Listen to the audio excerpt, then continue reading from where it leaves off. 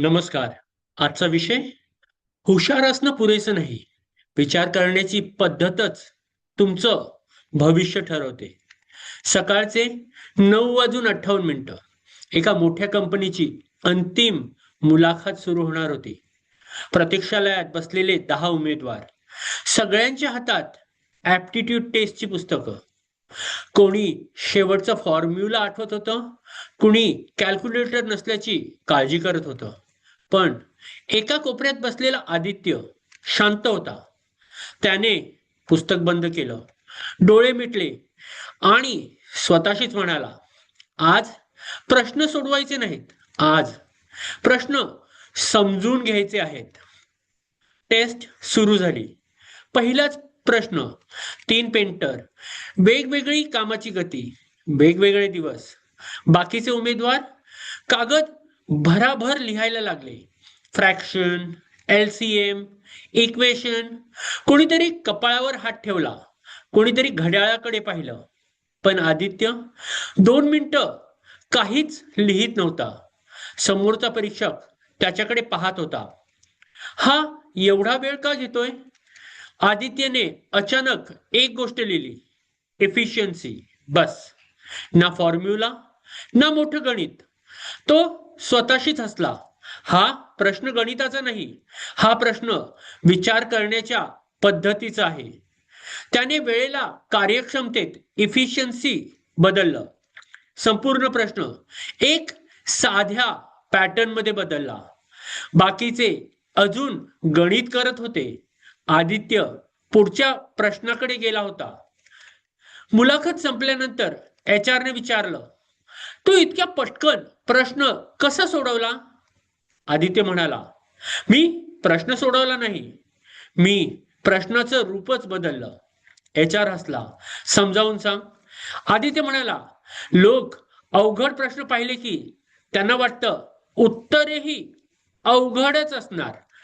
पण मी आधी स्वतःला विचारतो, यात लपलेला पॅटर्न कोणता आहे?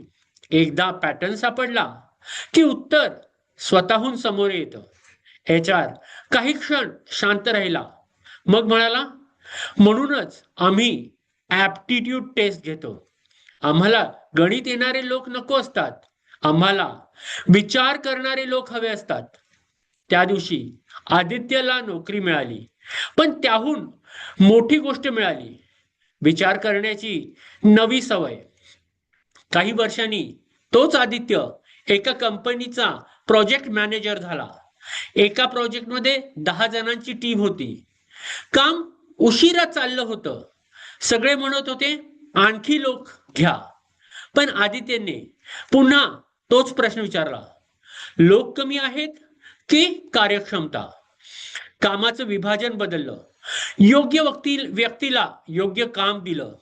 मीटिंग कमी केल्या, प्रायोरिटी स्पष्ट केल्या. नवीन माणूस न घेता प्रोजेक्ट वेळेवर पूर्ण झाला.